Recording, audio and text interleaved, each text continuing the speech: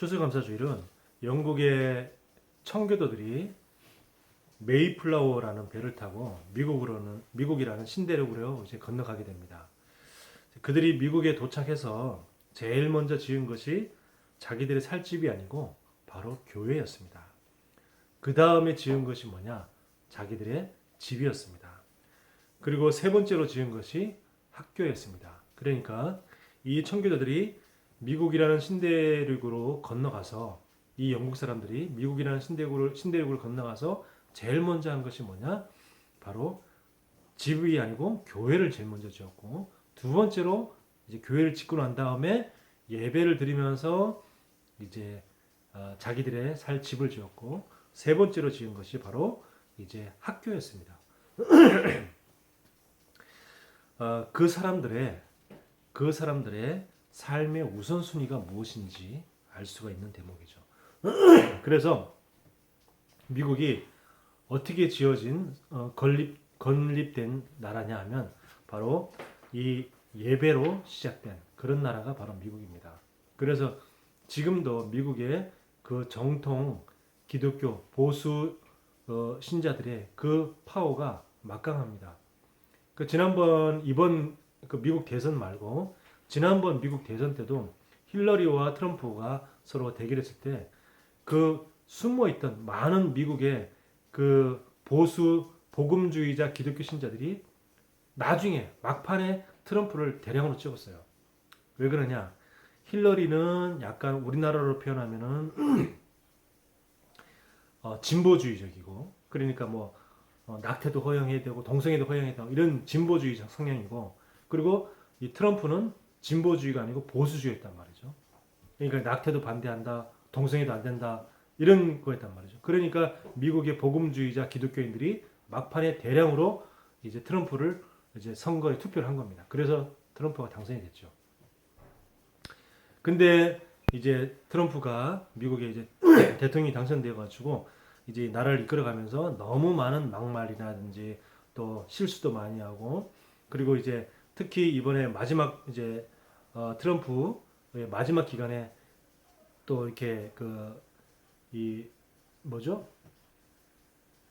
질병, 지금 우리가 겪고 있는 전 세계 이게 팬데믹, 이게 이제 터지는 바람에, 코로나 이게 터지는 바람에 이걸 또 대처를 잘했으면 좋겠는데, 잘했으면 또 그 점수가 깎이지 않았을 건데 너무 또 실수를 많이 한 거죠. 마스크도 잘 쓰지 않고 코로나 괜찮다는 둥, 별거 아니라는 둥, 이런 실수를 너무 많이 했기 때문에 또 이제 많은 그 정통 기독교인들의 또 표심이 이쪽으로, 바이든 쪽으로 또 옮겨가게 된 겁니다. 그래서 아마 그렇게 많은 실수를 했음에도 불구하고 어쨌든 간에 트럼프가 많은 또 점수를 또 얻게 된 게 뭐냐면 바로 그런 기독교 신앙입니다. 트럼프의 기독교 신앙이 이제 많은 복음주의자들에게 이제 또 표를 얻게 된 거죠. 자, 그래서 우리가 삶의 우선순위가 참 중요합니다. 그리고 이제 그 미국에 도착한 영국의 청교도인들이 새로운 환경에 죽지 않고 살아서 농사짓고 추수까지 할 수 있어서 그것에 대해서 너무 감사해서 예배를 드렸습니다. 그게 뭐냐? 추수감사절의 기원이 됩니다. 그러나 이것은 벌써 이미 성경에 있던 것이었어요. 성경에 있던 것, 추수감사절. 자, 뭐가 있었냐? 성경에는 새 절기에 대해서 나옵니다. 우리가 오늘 추수감사절을 통해서 회복해야 될 것이 뭐냐면 새 절기에 대한 감사. 요걸 우리가 오늘 추수감사절을 맞이해서 좀 회복해야 될 것입니다. 제일 먼저 회복해야 될 것이 뭐냐면 유월절 감사입니다. 유월절 감사. 애굽에서 노예에서 해방된 거. 애굽에서 노예에서 해방됐습니다. 애굽에서 노예에서 이스라엘 백성들이 해방되었지만 노예에서 해방된 것이 아니라 결국은 뭐냐면 바로라고 하는 그 사탄의 손에서, 그리고 애굽이라고 하는 세상 속에서 해방된 것입니다. 거기서 구원받은 거예요. 그래서 유월절 감사는 뭐냐? 구원에 대한 감사, 사탄과 저주와 지옥에서 완전히 해방받은 것에 대한 감사. 예. 우리가 뭐 다른 육신적인 거 그런 거는요 금방 다 잊혀집니다. 다 잊혀지죠. 그렇지만 진짜 변하지 않는 것이 뭐냐? 바로 구원에 대한 감사. 그리고 두 번째 감사가 뭐냐? 오순절 감사입니다. 오순절 감사. 출애굽 이후에 50일 만에 보리를 수확하게 된 것을 감사하게 된 겁니다. 근데 50일 만에 보리를 수확하게 된 것도 참 대단한 거죠. 그죠? 하나님이 그렇게 키우셨으니까. 근데 그렇게 또 죽지 않고 다른 사람들은 그 주변에 많은 나라 사람들이 그리고 또 이스라엘 백성들을 갖다가 내보낸 애굽 사람들도 다 그렇게 생각했어요. 저것들이 광야에서 고생하다가 죽을 것이다. 애굽에서 겨우겨우 나오긴 했지만 광야에서는 아마 오래 살지 못하고 다 죽을 것이다. 광야가 어떤 곳인데?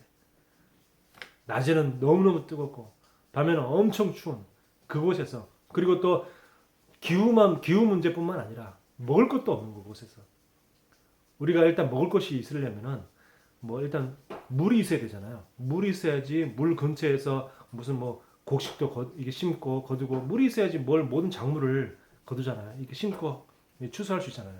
근데 광야는 물도 부족해요. 물이 없어요. 그런 곳에서 당연히 죽을 거라고 그렇게 생각했습니다. 그런데도 불구하고 죽지 않고 50일 만에 보리를 추수했다. 그 말입니다. 그래서 보리 맥자를 써서 맥추 감사절. 이게 우리 신앙생활에 있죠. 보통 이제 가을이 시작되는 여름 끝날 때쯤, 여름쯤에 이 맥추 감사절이 있죠. 자, 그리고 이제 이 바로 오순절 감사. 그러니까 뭐냐면 성령께서 이스라엘 백성들을 인도해 주신 것에 대한 감사죠. 그리고 하나님이 이스라엘 백성들을 갖다가 죽이지 않고 살리심에 감사합니다. 그러니까 하나님 지금도 우리를 갖다가 인도하고 계시는 것에 대한 감사합니다. 저는 이번 2020년을 되돌아보면서 코로나 기간에도 하나님이 인도하셨구나. 참 감사하다. 그런 생각을 하게 됩니다. 우리 화목 캠프 팀이 이제 막 그 2월 3월 달이 우리 교회 캠프였단 말이죠. 그때 제가 캠프 지역 어디로 정했냐면 종로구를 정했어요. 그리고 종로구를 정하면서 또 어디를 정했냐면 종로구 안에 그 동대문이 있는 창신동 그쪽을 이제 캠프로 정했단 말이죠. 그래서 캠프 하는데 그때 막 2월 달에 12월 말부터 해서 막 이제 코로나 얘기가 잠깐 이렇게 얘기 시작되면서 중국에서 막 코로나라는 질병이 시작됐다. 그때는 이제 완전히 코로나라는 이름이 정해지지도 않았죠. 뭐 중국 뭐 우한 뭐 이런 식으로 이름이 정해지면서 그런 식으로 하더니 1월 달 되면서 이게 점점 확대된다. 막 이제 위험하다. 뭐 우리나라도 뭐 안심할 수 없다. 막 이런 얘기가 나오면서 그러더니 드디어 2월 달에 첫 코로나 환자가 한국에서 나왔는데 그게 어디서 나왔냐? 종로구. 그것도 우리가 캠프하던 지역인 창신동. 그 우리가 그럼에도 불구하고 그냥 계속 캠프를 했단 말이죠. 계속 캠프를 했는데 우리가 갔던 지역에 막 방역도 하고 막 그런 모습을 실제로 봤어요. TV에서만 보다가 실제로 막 이렇게 막 기계 하면서 막 방역기로 막 사람들이 막 그 방역복을 입고 방역하는 모습도 보고 그러면서 하루도 빠지지 않고 점점 오히려 더 심해졌잖아요. 2월 달에 막 그 터지기 시작해서 이제 서울로 번지기 나중에 이제 맨 처음에는 그 대구에서 완전 어마어마하게 그 신천지로 하면서 대량으로 막 4월 달, 3월 달 이렇게 막 대량 확대돼 가지고 그것이 이제 서울까지 올라와서 서울에서 막 퍼지기 시작하고 그래서 지금까지도 코로나가 계속됐는데 단 한 번도 우리가 코로나 때문에 캠프를 쉬자라고 한 적이 없어요. 더 놀라운 사실은 그렇게 코로나가 만연한 지역에서 우리가 캠프를 했는데도 불구하고 한 명도 코로나에 걸린 적이 없었어요. 우리가 늘 캠프 끝나고 또 같이 모여서 마스크 다 벗고 다 밥 먹고 대화하고 떠들고 그랬는데도 불구하고 한 명도 코로나에 걸린 사람이 한 명도 없었어요. 하나님 인도죠. 뭐 지금까지 코로나 이렇게 막 마스크 벗고 막 떠들면서 밥 먹었는데 잘했다 그런 뜻이 아니라, 그게 잘했다는 게 아니라, 그럼에도 불구하고 하나님이 주의 종들을, 복음 가진 목사들을 한 명도 코로나에 걸리지 않게 했다는 것이 얼마나 감사하냐 그 말입니다. 그게 하나님의 인도였죠. 하나님이 감사였고요. 그래서 참 너무 감사하다. 그게 뭐냐? 오순절, 하나님의 인도, 오순절 감사. 너무 감사한 거있죠. 그리고 세 번째, 수장절 감사.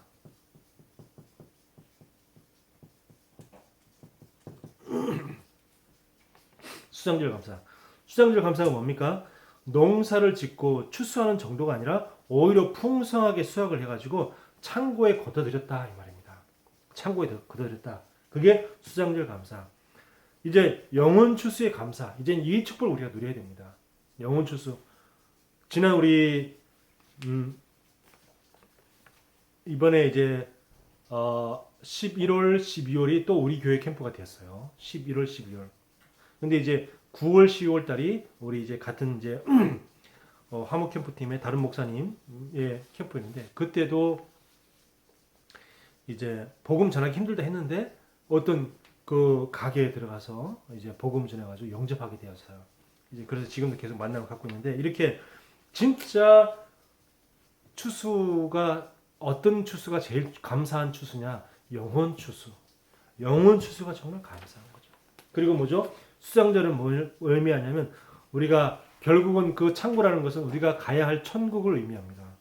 천국 의미. 그래서 천국의 배경을 우리가 갖게 된 것에 너무 감사하고, 우리가 구원받은 것에 감사하고, 또 우리가 천국의 배경, 우리가 지금까지는 구원받기 전까지는 지옥 배경입니다. 모든 사람들이 지옥 배경이에요. 그래서 고통이 올 수밖에 없고, 지옥 배경 때문에 영원히 계속 고통과 고난과 운명과 사주팔자. 왜 그렇습니까? 배경, 영적 배경 자체가 지옥 배경이라. 그래서 지옥 배경에서 빨리 빠져나와라 하는 게 수장절인데, 그 수장절을 통해서 우리가 천국 배경을 갖게 된 것이 너무 감사하고, 또 우리가 세계복음화라는 그 언약에 있기 때문에 세계복음화 그 언약을 굳게 붙잡고 있다는 것에 대해서 너무 감사하다. 그래서 이 세 가지 감사가 우리가 회복되어져야 돼요.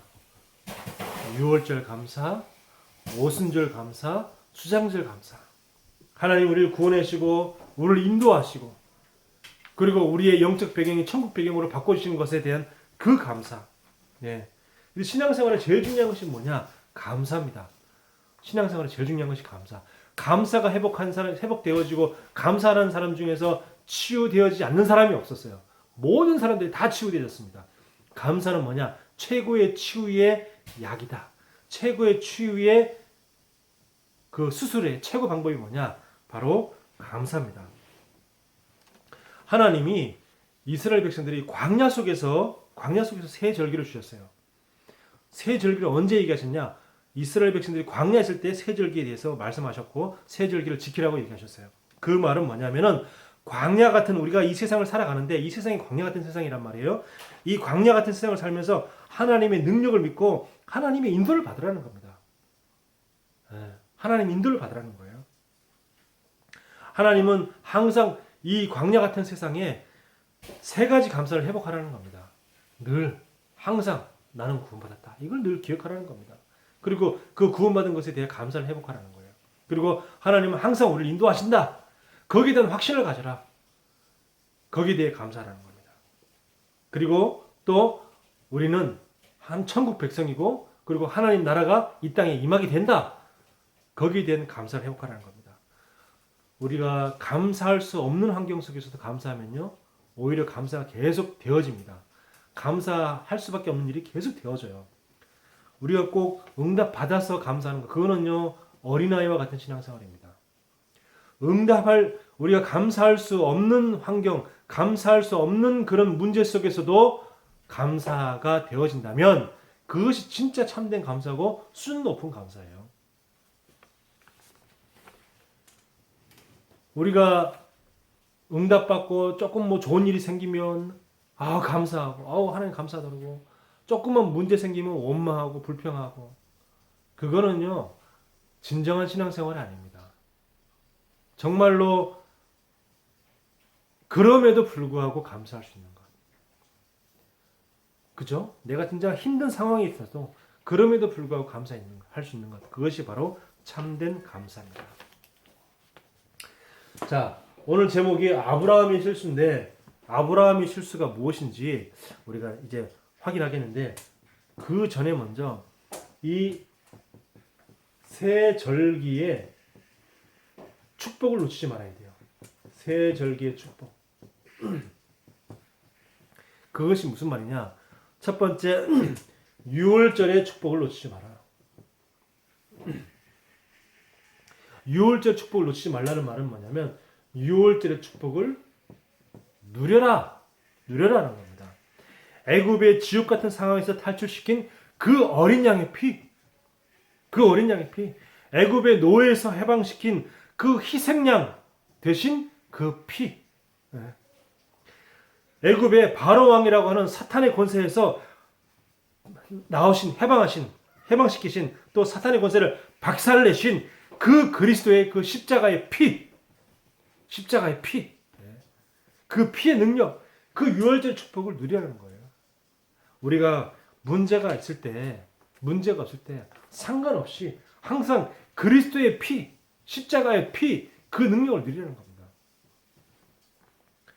어제 우리 아는 목사님하고 잠깐 커피숍에서 이제 포럼을 했는데 그 목사님의 둘째 아이가 이제 약간 뇌병변이 있어요. 뇌병변.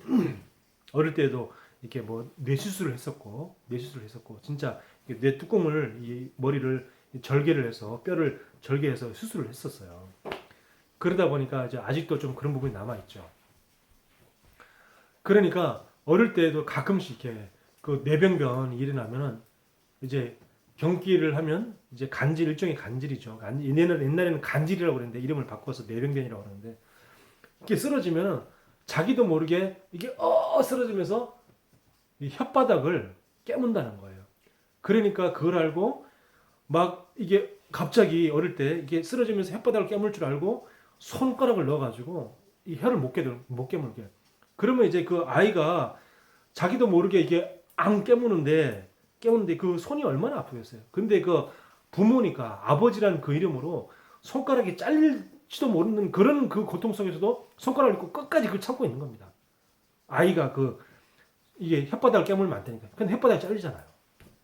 그런 일을 이제 계속 겪어가면서 그러면서 아이를 이제 지켜가면서 계속 그때마다 뭐 했냐면 계속 그리스도의 피로 이 아이를 고쳐달라고 치유해달라고. 이제 그렇게 했는데 지금 이제 아이가 많이 이제 좋아졌죠. 이제 지금은 이제 쓰러져도 뭐 이렇게 혓바닥을 깨물거나 이제 그러지는 않아요.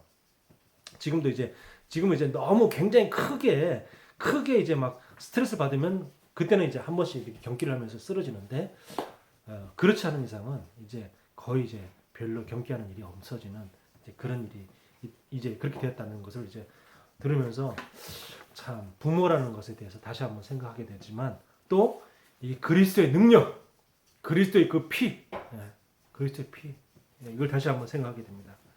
자, 우리가 정말로 오순절의 축복을 누려라. 오순절의 축복을. 6월절의 축복을 누려라. 두 번째, 우리가 오순절의 축복을 누려라. 그 말은 뭡니까? 확신을 가지라는 거죠. 확신을. 정말 그 확신, 어떤 확신을 가지냐? 하나님은 항상 우리를 갖다가 인도하신다. 문제 속에 있다면 그 문제를 통해서 하나님은 우리를 인도해 가고 계시는 거예요. 문제를 통해서. 이스라엘 백성들이 광야를 가고 있습니다. 광야를 가고 있는데 물이 없어요. 목이 말라 죽게 생겼어요. 목이 말라 죽게 생겼는데 하나님은 그 문제를 통해서 이스라엘 백성들을 인도하셨어요. 그 문제를 통해서 하나님 능력을 체험하게 하셨어요. 그래서 모세를 통해서 그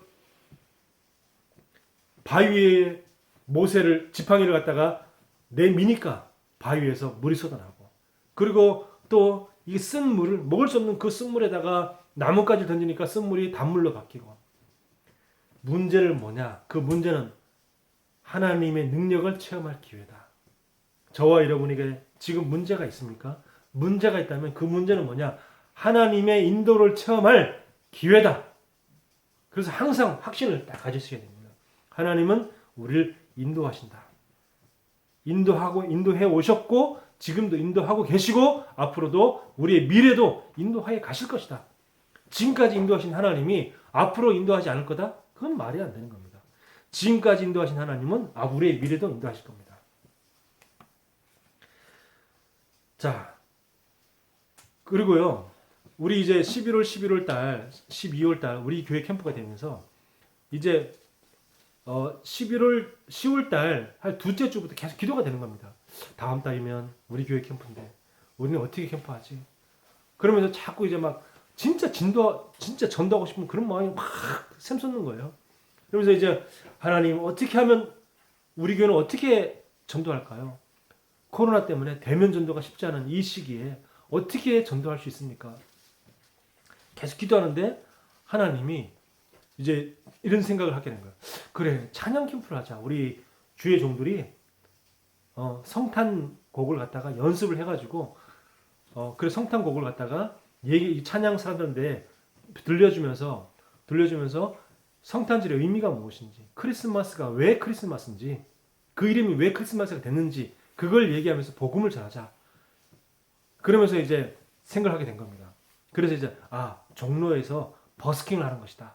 사람들을 이렇게 지나가는 사람들 앞에서 우리가 노래를 부르고 하는 것이 이렇게 처음에 계획을 했었어요. 내가 이제 그걸 갖다가 우리 교회에서는 우리 캠프할 때 이렇게 캠프할 거다라고 이제 우리 카모 캠프 팀한테 얘기했더니 의견이 반반은 아닌 겁니다. 반은 좋다 그렇게 하자. 근데 반은 말이 안 된다. 그렇게 하려면 우리가 진짜 많은 연습을 해가지고 제대로 실력 있게 보여줘야 되는데 지금 10일, 12일 2달밖에 없는데 언제 노래 연습하냐. 찬양 연습할 시간이 없다. 이거는 안 된다. 하는 이제 두 팀으로 의견이 반반 나뉘는 겁니다. 하지만 이제 제가 막 고집 피웠죠. 아니 내가 하겠다는데 왜 안 도와주냐. 우리 교회가 할 때는 내가 그 교회의 담임 목사의 그 캠프 방향대로 따라줘야 되는 게 맞는 거 아니냐. 지금까지 그렇게 해왔지 않냐. 그러니까 우리 교회에서 그걸 한다니까 도와달라고 막 그랬죠. 부탁했죠. 막 도와주세요. 여러분들 꼭 도와주세요. 내가 이렇게 하고 싶습니다. 진짜 전도하지 못하는 시대에 그렇게라도 전도해서 한 명이라도 복음 듣고 영접하면은 그게 얼마나 감사하냐. 그러면서 자꾸 막 계속 부르짖고 막 도와달라고 막 그랬죠. 그래서 어떻게든지 연습이 이제 시작됐습니다. 연습이 시작됐는데 이제 하다 보니까 이제 우리 가지고는 좀 부족한 것 같아. 한 노래 내고 해봐야 2, 30분밖에 안 되죠. 복음 전환까지 해서 2, 30분밖에 안 되는데 그러다 보니까 이제 또 제가 아는 그 시각 장애인 부부한테 목사 부부한테 또 전화를 했죠. 연락을 해가지고 우리가 이렇게 해서 버스킹을 하려고 하는데 좀 도와줘라. 흔쾌히 도와주겠다는 겁니다. 네가 이제 찬양하고 잠깐 몇 곡 하고 네 간증을 좀 해줘라. 그렇게 하겠다는 겁니다.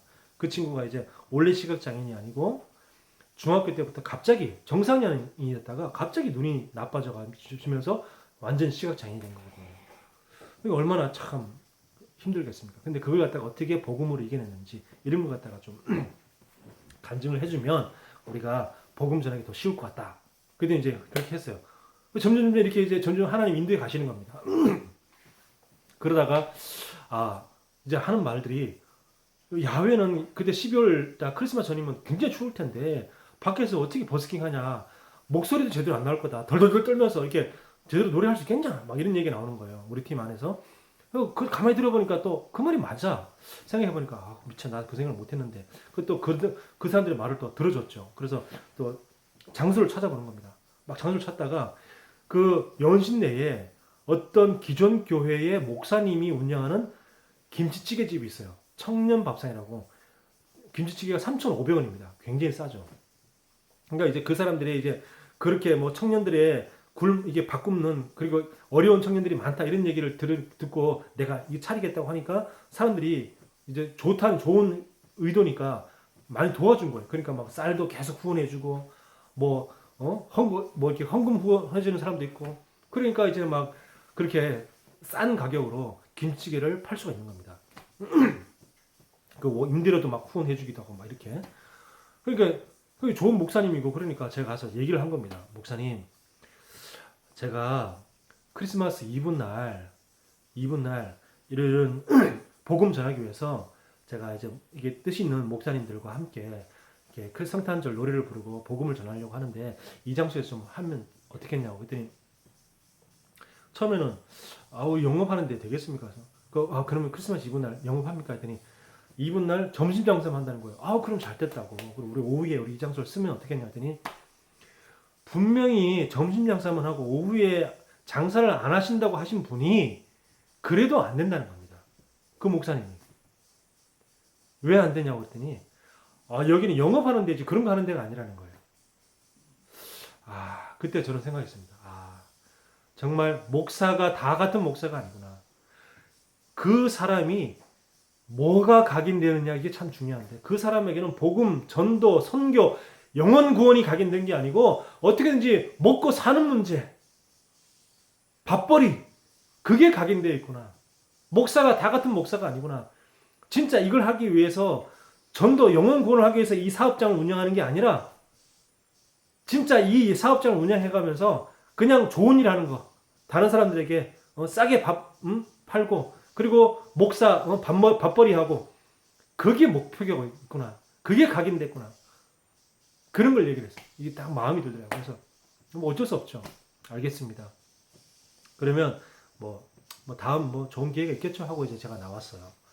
나오면서 계속 기도를 한 겁니다. 기도하면서 하나님 우리가 진짜 전도해야 되고 영혼 구원을 위해서 우리가 해야 될 건데 어떤 장소가 있겠습니까? 그런 기도하는 중에 우리가 전에 갔던 그 연신내 그루터기 교회가 생각이 난 거예요. 그래서 그루터기 교회 목사님하고 연락을 해서 약속을 정하고 제가 찾아간 겁니다. 찾아가서 이러이러한 얘기했더니 목사님이 당연히 언제든지 좋다고 흔쾌히 쓰라고 하는 겁니다. 그래서 역시 같이 복음 안에 있는 주의 종들은 뭔가가 마인드가 다르구나.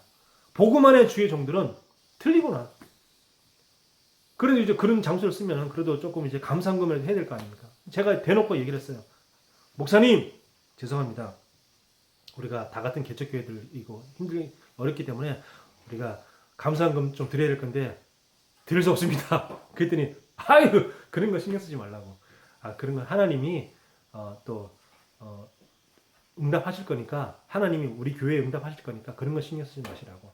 그냥 진짜 마음껏 이 교회를 사용하시라고. 그런데 너무 감사한 거 있죠.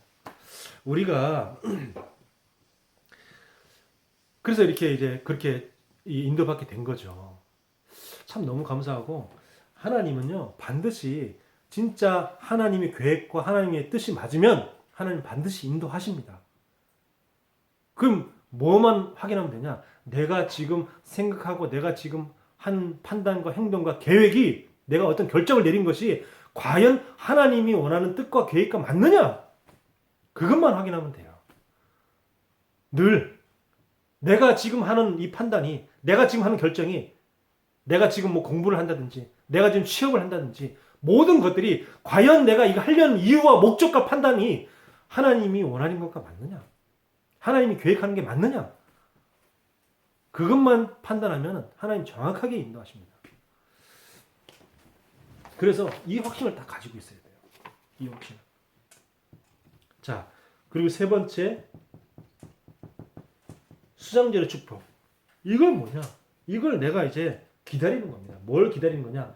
하나님의 나라, 천국 배경, 이 땅에 하나님의 나라가 임하게 하옵소서. 하나님의 나라가 임한다는 말은 무엇입니까? 모든 흑암 권세가 다 무너지고 내가 누구를 위해 기도했는데 그 사람에게 하나님 나라가 임했다는 것은 뭐냐? 그 사람을 잡고 있는 흑암 권세가 무너져서 그 사람이 복음받을 때가 됐다는 겁니다. 하나님 나라.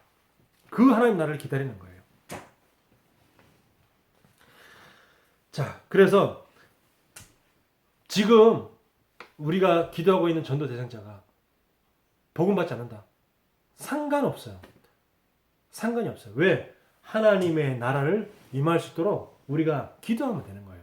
기도하면 돼요. 그래서 수장절 이 세 가지를 놓고 기다립니다. 하나님 6월절에 축복, 구원의 축복을 누리게 하여 주옵소서. 하나님 오순절에 확신을 갖게 하여 주옵소서. 또 수장절에 이 축복을 우리가 누리게 하여 주옵소서. 그렇게 우리가 그 응답을 누리게 되면 됩니다. 자, 근데 이 아브라함의 실수가 뭐냐? 아브라함의 실수가 바로 새 절기에 새 절기의 의미를 놓쳐버린 겁니다. 새 절기의 의미를 놓쳐버린 아브라함. 새 절기의 의미를. 자, 아브라함이 이 언약을 놓친 겁니다. 이 새 언약을 놓친 거예요.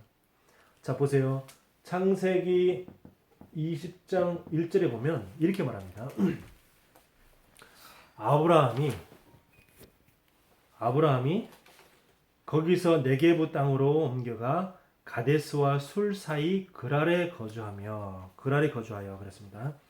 자, 그랄 땅으로 아브라함이 갑니다. 그랄 땅은 무슨 땅이냐면 어디냐면은 그랄 땅은 이 블레셋 땅이에요. 블레셋 땅.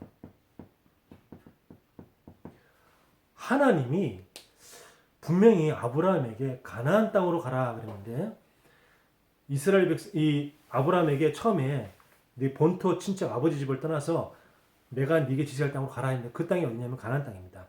그래서 처음에 아브라함이 가나안 땅으로 갔어요. 가나안 땅으로 갔는데 가나안 땅에 기근이 심하니까 아브라함이 어디로 갔냐면 점점 남방으로 내려가서 애굽 땅으로 갑니다. 애굽 땅으로 가서 그 애굽에서 이제 자기 부인 사라를 갖다가 자기 누이라고 거짓말해서 그래서 애굽 땅에서 겨우 목숨을 구걸하죠. 그러면서 이제 겨우 이제 살아서 나오긴 하는데, 근데 그렇게 실수를 했는데 이번에 또 실수를 한 겁니다. 또 아브라함이 블레셋 땅으로 가서 그랄 땅으로 가서 그랄에서 또 자기 부인을 또 자기 누나라고 자기 여동생이라고 거짓말하는 거죠. 여동생으로 거짓말하니까 그러니까 그 블레셋의 그랄 땅에 왕이 아비멜렉이었는데 그 아비멜렉이 그래? 그럼 네 여동생이니까 내가 부인 해도 되지? 하면서 또 부인으로 데려간 거예요. 그때 하나님이 아비멜렉에게 나타나가지고 그 여자에게 손대지 마라. 그럼 넌 죽을 줄 알아라. 그렇게 된 겁니다. 그러니까 이제 막 이제 아비멜렉이 아이고 내가 일부러 그런 게 아니고 아브라함이 자기 여동생이라고 그래서 나는 진짜 선한 뜻으로 한 건데 하나님 그런 저를 죽이시면 말이 안 되는 거 아닙니까? 그러니까 내가 너를 그런 실수하지 않게끔 내가 지금 미리 왔다. 이렇게 하면서 이제 살려주는 이런 내용이 바로 오늘 말씀 내용입니다. 자, 근데 그 처음에 애굽 땅으로 갔을 때는 첫 번째 애굽 땅으로 가서 그 실수할 때는 그 땅에 기근이 심하여 그래서 가나안 땅에 기근이 심해서 이렇게 막 상황 따라 가다 보니까 그렇게 했구나라는 것을 나왔는데 이번에 그랄 땅으로 옮겨갈 때는 왜 그랄 땅으로 갔는지 이 성경에는 나오지 않았는데 근데 제가 생각하기는 아마 비슷한 이유였을 것이다. 아브라함에게 가병만 318명이었어요. 가병만. 그러니까 집에서 먹고 길리운 군사가 318명에다가 그리고 그 가족들까지 합하면 1000명 이상이 되죠. 그리고 또 수많은 그런 그 양, 또 염소, 그리고 뭐 소, 그런 가축들이 어마어마하게 많았던 겁니다.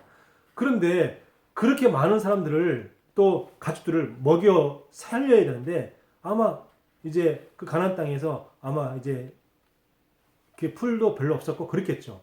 그러니까 아마 그럴 땅으로 갔을 겁니다. 자, 먹여 살려야 되니까. 근데 의식주 때문에 그죠? 왜 그랬습니까? 결국은 의식주 문제를 해결하기 위해서 그럴 땅으로 가게 된 겁니다. 그 말은 뭡니까? 이 세절기의 축복을 놓쳤다는 말은 뭐냐면 구원의 의미를 놓친 거예요. 구원은 뭐죠? 구원받았다는 것은 모든 것을 다 받았다는 겁니다. 모든 축복을 다 받은 것인데 그 축복을 얻은 거예요. 그리고 이 오순절의 축복을 놓쳤다는 것은 뭡니까? 이 인도의 확신. 인도의 그 하나님 반드시 인도한다는 그 확신을 놓쳐버린 겁니다. 그러니까 그 확신이 없으니까 상황 따라서 그냥 가게 된 거죠. 그리고 수장절의 축복을 놓쳤다는 말은 뭡니까? 하나님 나라의 그 시간표를 놓쳤다는 거예요. 하나님 나라. 그 기다리면 되는데 기다리지 못했던 거죠.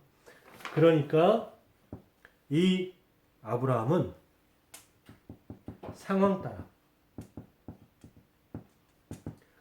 따라 이동한 겁니다. 그리고 문제 따라 선택한 거예요. 문제 따라 결정한 겁니다.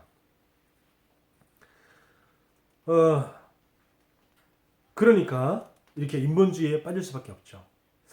죽음을 미리 염려해서 자기 아내의 살을 갖다가 누이라고 거짓말합니다.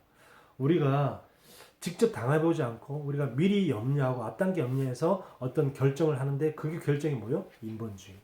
우리 그런 때가 너무 많죠. 그러니까 아브라함의 문제가 아니라 사실은 우리의 문제죠. 저는 이 말씀을 이렇게 한 주간 동안 말씀을 묵상하고 이렇게 보면서 참 제 자신을 보여주면서 너무 부끄럽더라고요. 내 모습이 바로 아브라함의 모습이다. 상황 따라 선택하고 문제 따라 결정하고 문제 따라가고 문제와 싸우는 것이 아니고 문제를 따라가는 거예요. 막 문제 따라 같이 따라가는 겁니다. 하나님의 자녀가. 우리가 이 세 가지 유월절, 오순절, 수장절 이 세 가지의 확신을 놓치게 되면 자꾸 문제 따라가게 돼요. 상황이 그렇게 됐으니까 뭐 이렇게 합리화시키면서 그렇게 결정하는 거예요. 그게 왜 그랬습니까? 복음은 완전하고 복음은 충분하다. 복음으로는 충분하다. 복음 안에 모든 것이 다 들어있다. 이게 안 되어지면 인본주의를 쓸 수밖에 없어요. 이 복음 안에 있는 축복이 바로 이 세절기 축복인데 복음 안에 있는 이 세절기 축복, 복음은 완전한 것이다. 복음으로 나는 충분하다. 복음으로 내가 충분하지 않으니까 인본주의를 쓸 수밖에 없는 거예요. 자, 아브라함의 가장 약점은 뭡니까? 경제 문제였습니다. 죽음도 아니고 죽음은 두 번째 문제고 첫 번째 문제가 뭐냐? 경제 문제였어요. 왜? 수많은 하인들, 수많은 가축들 먹여 살려야 되니까. 아브라함의 최고 약점이 뭐냐?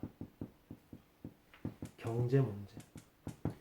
경제 문제로 그렇게 결정하고 경제 문제를 따라가니까 자기 목숨도 결국은 이제 경제 문제를 안 따라갔으면 자기 목숨을 그렇게 위협을 느낄 필요가 없죠. 혹시 내가 부인이라고 하면 나를 죽이고 우리 부인을 뺏어가지 않을까? 이런 그런 쓸데없는 걱정과 염려, 두려움에 사로잡힐 필요가 없는 거예요. 근데 첫 번째 이미 틀린 선택을 했기 때문에 그 틀린 선택에 따라오는 게 뭐죠? 자기 목숨에 대한 두려움. 나를 죽이고 우리 아내를 데려가면 어떡하지?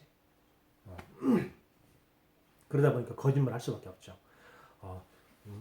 여보 있잖아. 나를 갖다가 오빠라고 얘기해. 알았지? 나는 다른 사람들한테 당신은 내 여동생이라고 얘기할게. 그러면 사람들이 나를 안 죽일 거야. 이렇게 얘기를 한 거예요. 그러니까 두 번이나 자기 아내를 다른 사람들에게 뺏기는 겁니다. 애굽에서는 애굽 왕에게 빼앗겼죠. 또 이번에 가니까 또 이번 아비멜렉 왕에게 또 아내를 또 뺏깁니다.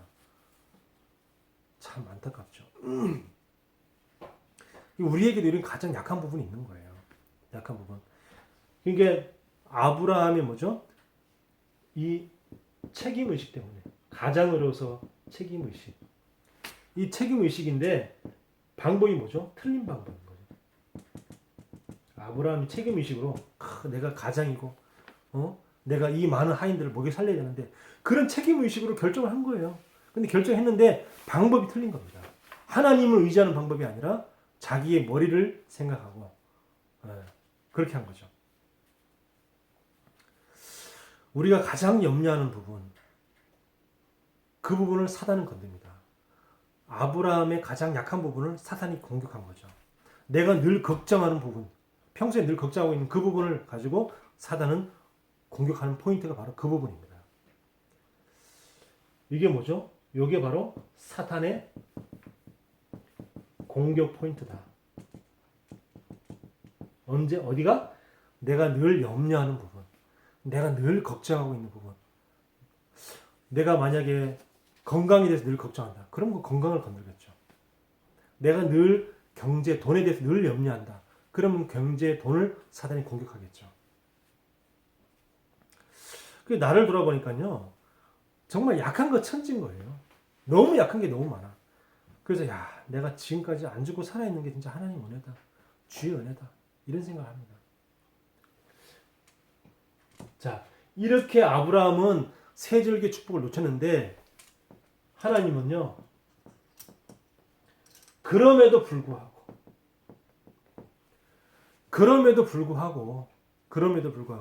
하나님은 아브라함을 축복하십니다. 참 감사한 거죠. 창세기 23장 20장 3절 보세요. 창세기 20장 3절에 보면 그 밤에 하나님이 아비멜렉에게 현몽하시고 그에게 이르시되 내가 데려간 이 여인으로 말미암아 네가 죽으리니 그는 남편이 있는 여자임이라. 이렇게 이제 하나님이 아비멜렉에게 나타납니다. 그러니까 아비멜렉이 얘기해줘. 4절 5절 보면 아비멜렉이 그 여인을 가까이 하지 아니하였으므로 일단 데려가긴 데려갔지만 아직까지 뭐 같이 잠을 자거나 그렇게 하지 않았던 거죠. 가까이 하지 아니었으므로 그가 대답하되 주여 주께서 의로운 백성도 멸하시나이까 그가 나에게 이는 내 누이라고 하지 아니하였나이까 이 여인도 그는 내 오랍이라 하였사오니 나는 온전한 마음과 깨끗한 손으로 이렇게 하였나이다 하면서 이제 아비멜렉이 자기의 억울함을 호소합니다. 4절 5절 보면 이제 억울함을 호소하죠. 나는 죽을 일을 한 적이 없습니다. 자기는 그냥 여동생이라고 하고 그 여자도 자기 오빠라고 하니까 그래서 나는 데려와서 아내 삼으려고 한 건데 그럼 나 여러 사람을 죽이면 되겠습니까? 이렇게 얘기를 하죠. 그러니까 창세기 20장 6절에 보면 이렇게 말씀하죠. 하나님이 꿈에 또 그에게 이르시되 내가 온전한 마음으로 이렇게 한 줄을 나도 알았으므로 너를 막아 내게 범죄하지 아니하게 하였으니 여인에게 가까이 하지 못하게 함이 이 때문이라 그랬어요. 근데 하나님 뭐라 하냐면 너를 막아서 내게 범죄하지 아니하게 그랬어요. 내게 범죄하지 아니하게. 아니 아브라함의 아내를 아비멜렉이 만약에 같이 동침을 했다. 그러면 아브라함에게 죄를 지은 거잖아요. 근데 하나님 뭐라면 그게 네가 만약에 사라와 동침하면은 그거는 나한테 범죄한 거다. 하나님한테 범죄한 거다. 이렇게 말합니다. 이게 무슨 말일까요? 자, 이게 무슨 말이냐면 하나님은요 분명히 아브라함에게 뭐라고 얘기했냐면 네 씨로 말미암아 너를 통해서 네 씨를 통해서 후손을 주신다고 약속했어요. 그러면 만약에 아비멜렉과 동침했다. 근데 만약에 사라가 임신을 하게 됐다. 물론 그 전에 분명히 아브라함이 우리 아내는 이미 경수가 끊겼다고 분명히 얘기를 했어요. 얘기를 했는데도 근데 만약에 하나 임신이 되어서 아기가 태어났다. 근데 그렇게 되면 과연 아브라함이 하나님이 임신 못하게 된 우리 사라를 통해서 임신하게 했구나. 아기가 태어났구나. 후손을 줬구나. 이렇게 생각할 수 있겠습니까? 못하겠죠. 분명히 그 아비멜렉 결혼했었기 때문에 아비멜렉 동침했기 때문에 아비멜렉에 분명히 씌일 거야. 이렇게 생각하겠죠. 그러면 말이 안 되는 거 아닙니까? 그럼 하나님 능력이라고 아브라함이 인정하겠어요? 인정할 수 없는 거죠. 그래서 그건 뭐냐? 하나님의 언약을 아비멜렉이 방해하는 거예요. 하나님이 분명히 네 씨로 말미암아 누구에게? 아브라함의 씨를 통해서 후손을 주겠다고 분명히 약속했는데 그러면 안 되잖아요. 그래서 하나님이 내게 범죄하는 거다. 네가 사라와 동침하면 그거는 나에게 범죄하는 거다라고 말씀하시는 거예요. 이해가 되시죠? 이제 무슨 말인지 왜 하나님이 내게 범죄하는 거라고 얘기하셨는지. 그러니까 하나님이 이렇게 말씀해요. 네가 사라와 동침하는 것은 그거는 아브라함에게 죄를 짓는 게 아니라 나에게 죄를 짓는 것이다. 나에게 짓는 것이다. 왜? 나는 언약의 하나님이고 언약을 반드시 지키는 하나님이신데 언약을 반드시 지키고 언약을 반드시 이루어가고 언약을 성취하는 하나님이신데 네가 사라이 그러면 그거는 내가 이루어갈 그 언약에 네가 방해거리고 장애물이 된 것이고 언약을 이루는데 네가 회방을 한 것이다 그 말이에요. 그러니까 네가 큰 죄를 짓는 거죠. 자, 이렇게 됩니다. 자, 이렇게 해서 이제 아비멜렉이 이제 다시 사라를 갖다가 아브라함에게 돌려보냅니다. 돌려보냈는데 그냥 돌려보내는 것도 아니고 막 은천개도 돌려주고 은천개도 주고 그리고 막 많은 가축도 다시 아브라함에게 주고 아브라함은요 자기 부인 뺏겼다가 돈 더 많이 챙기고 가축도 더 많이 챙기고 완전히 부끄러움 당하고 쪽팔림 당했는데 돈은 더 많이 챙기고 참 희한한 그런 계산법이죠. 자, 이렇게 얘기를 합니다. 하나님이 또 이렇게 얘기를 하죠.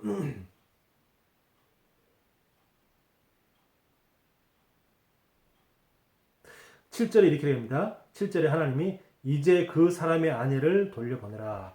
그는 선지자라. 그가 너를 위하여 기도하리니. 그랬습니다.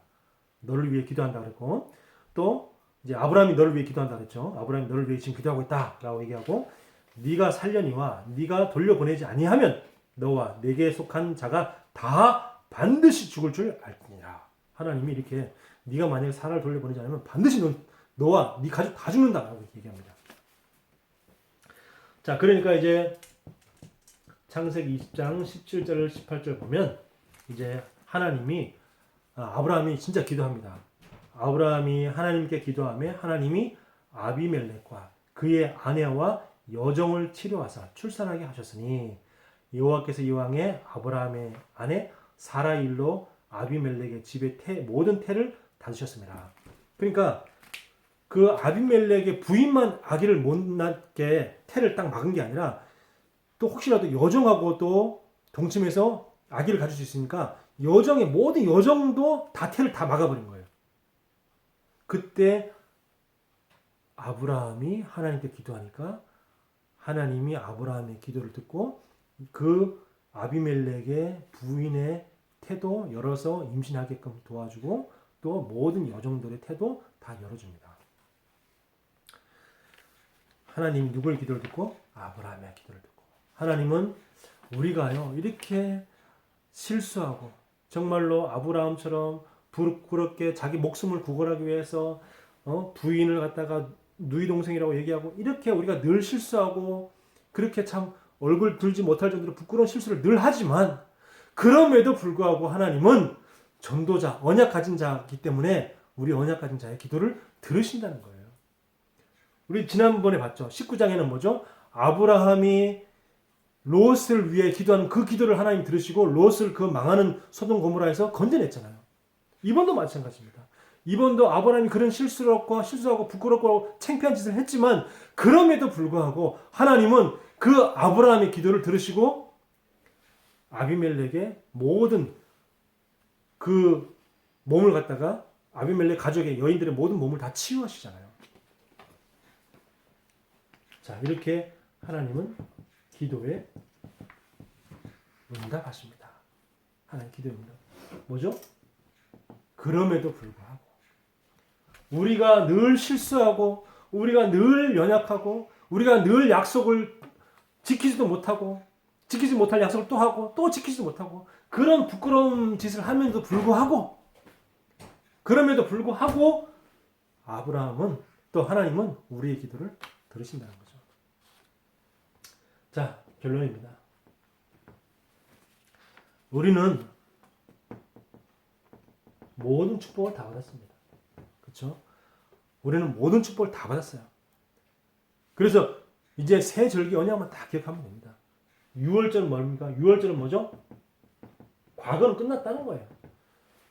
구원받았다는 말은 뭐냐? 우리의 모든 과거는 다 끝났다. 그래서 더 이상 과거에 묶이지 마라.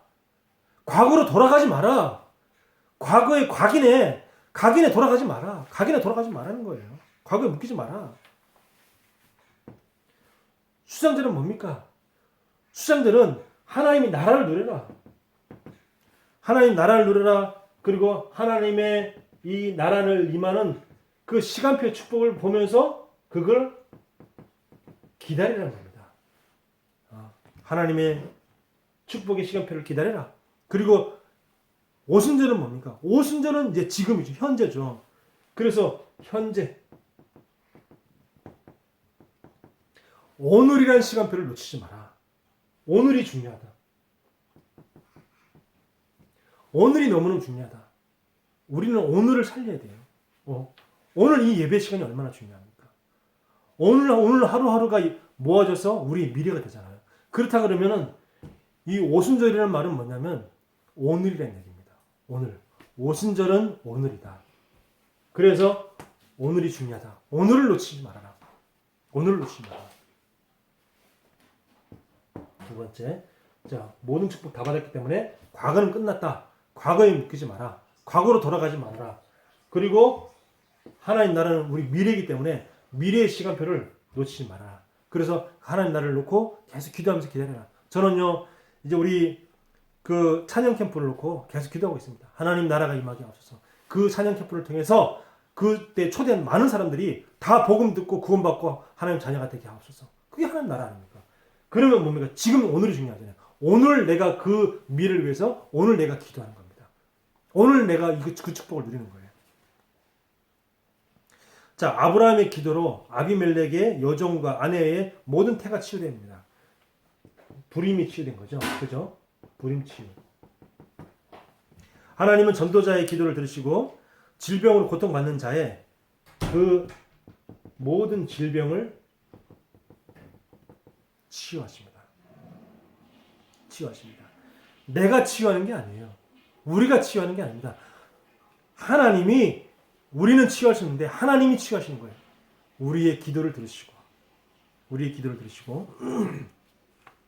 하나님 치유하시는 겁니다. 우리는 치유할 수 없지만 기도할 수 있는 자격이 주어져 있습니다. 우리는 기도할 수 있는 조건을 가지고 있어요. 우리는 기도할 수 있는 권리가 있습니다. 그건 권리예요. 전도자의 그 권리입니다. 기도할 수 있는 권리. 그래서 그 권리를 사용하는 거다. 권리를 사용하는 거다.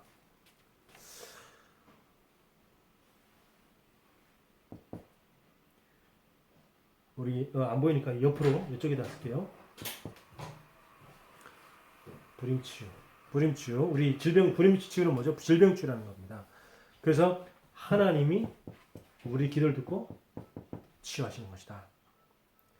영적 문제, 정신 문제, 그리고 육신 문제로 고통받는 사람들을 치유하여 서밋으로 만드는 것이 하나님의 뜻입니다. 치유하고 서밋으로 만드는 것이 하나님의 뜻이에요. 그 개그우먼 그 박지선이 죽을 때 그 딸이 그 죽는다는 것을 혼자 죽게 놔두지 못해가지고 그 엄마도 죽으면 얼마나 두렵겠어요. 근데 그 딸과 함께 그 죽음을 맞이할 때 그 두 사람의 그 영적 상태가 어떻겠습니까? 완전 그 마음이 얼마나 힘들겠어요. 그런 사람들이 많이 있다는 겁니다. 그 사람이 뭐 돈이 없어서 죽겠습니까? 그거 아니잖아요. 우리는 뭐 돈만 있으면 돈만 문제만 해결되면 좋겠다. 우리는 막 그러는데 돈이 없어 죽는 게 아니잖아요. 근데 그 죽음 앞에 죽음이 막 임했을 때 그 두 사람의 모습 한번 상상해 보세요. 얼마나 비참하고 얼마나 그 고통 속에 있는지. 그리고 또 이런 일이 있었잖아요.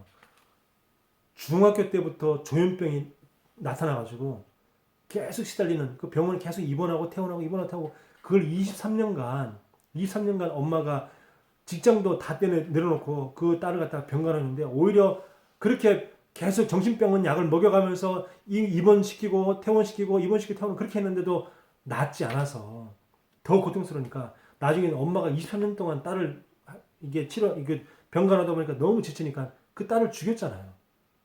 그 딸을 죽였는데 그 딸이 그 엄마가 살인죄로 그것도 이제 존속살인으로 잡혀가지고 형을 받았는데 뭐 그 사연이 너무 안타까우니까 그래도 이제 그 살인죄 치고는 제일 약한 그런 형이 떨어졌다고 이제 그런 뉴스가 나왔잖아요.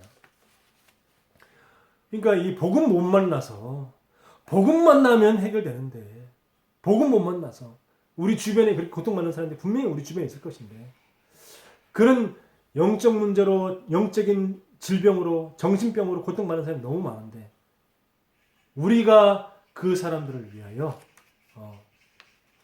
돌아보지 않고 우리가 내 문제에 빠져서 내가 당장 어떤 고민이 있고 내가 당장 어떤 염려거리가 있고 내가 당장 어떤 고민거리가 있는데 그것만 생각하다 보니까 정말 내 주위에 죽어가는 영혼들을 못 보는 겁니다. 못 보는 거예요. 그래서 우리 주위에 진짜 많은 사람들이 죽어가고 있는데 누구 책임입니까? 절의 스님 책임입니까? 아니면은 먹고 살기 위해 김치찌개집 하고 있는 목사님 책임입니까? 저와 여러분의 책임입니다. 우리의 책임이에요.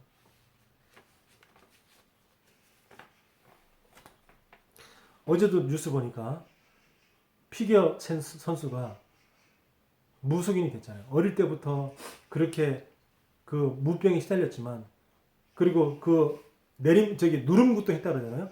무병을 눌러서 무병이 일어나지 못하게 하면 누름굿도 했다는 거예요. 구스로도 안 되는 거예요. 구스로도 안 되니까 결국은 뭐죠? 지금 23살 어린 나이에 무당이 됐잖아요. 누구 잘못입니까? 누구 잘못이에요? 제 잘못입니다. 제 잘못이에요. 우리 잘못입니다. 그래서 최소한 우리가 의인 10명은 찾자는 겁니다. 의인 10명은. 의인 10명이 없어서 소돔 고모라가 멸망당한 것처럼 우리가 사는 이 땅이 의인 10명이 없어서 망하는 거예요. 무너지고 있는 거예요. 그래서 의인 10명을 찾자는 겁니다. 우리가 찬양 캠프를 통해서 의인 10명을 찾기 위해 찬양 캠프를 하는 겁니다.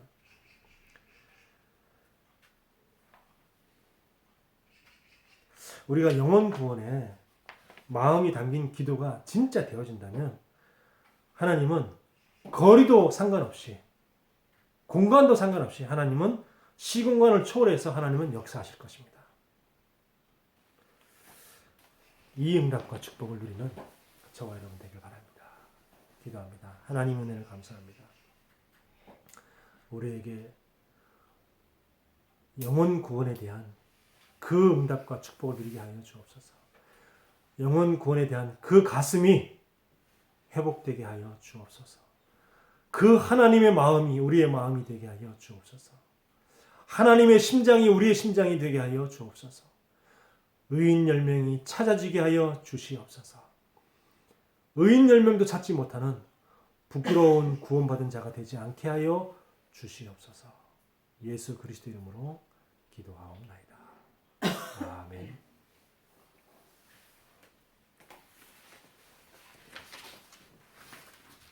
찬송가 495장입니다.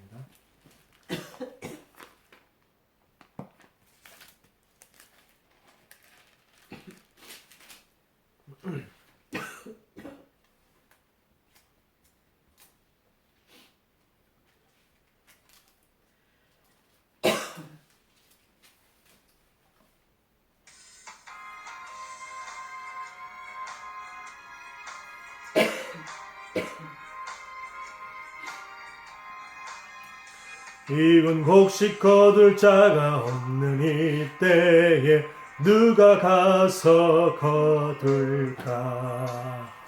내가 어찌 게으르게 앉아 있을까? 어서 가자 밭으로 보내주소서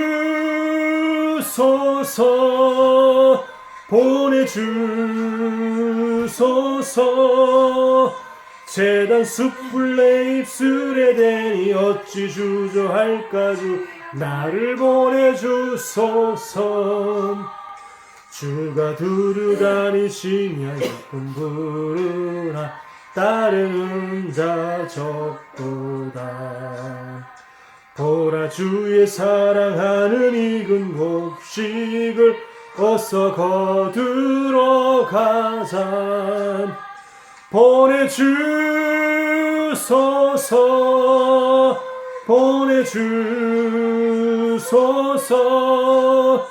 재단 숯불에 입술에 대니 어찌 주저할까 주여 나를 보내주소서.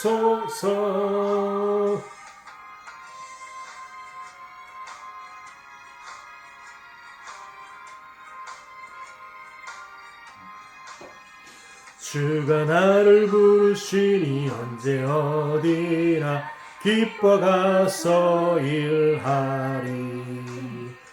주가 명령 내리실 때 능력 받아서 기뻐 거두리로다.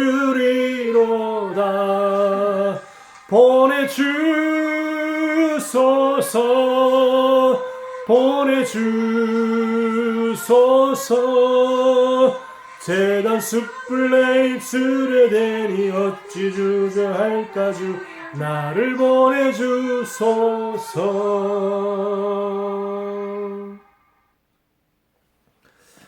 하나님 은혜를 감사합니다. 하나님 오늘도 우리가 연약하지만 하나님께 귀한 예물 드릴 수 있도록 은혜 주시니 감사합니다. 드려진 부활 추수 감사헌금 위에 하나님이 축복하여 주시옵소서. 참된 감사가 날마다 회복되게 하여 주옵시며 또한 감사할 수 없는 상황에서도 감사할 수 있는 그런 우리가 될 수 있도록 하나님이 축복하여 주옵소서. 그래서 정말 감사가 더 풍성해지게 하여 주옵소서. 십자가에서 우리의 모든 문제를 해결하신 우리 주 예수 그리스도의 은혜와 우리를 향하신 하나님의 크신 사랑과 성령님의 내주인도 역사 충만하심이 아브라함의 실수를 반복하지 않기를 원하며 참된 감사가 회복되어지며 새 절기의 축복을 누리며 의인 10명 찾기를 원하는 하나님의 백성들 머리머리 위에 지금부터 영원토록 항상 함께 있을지어다. 아멘.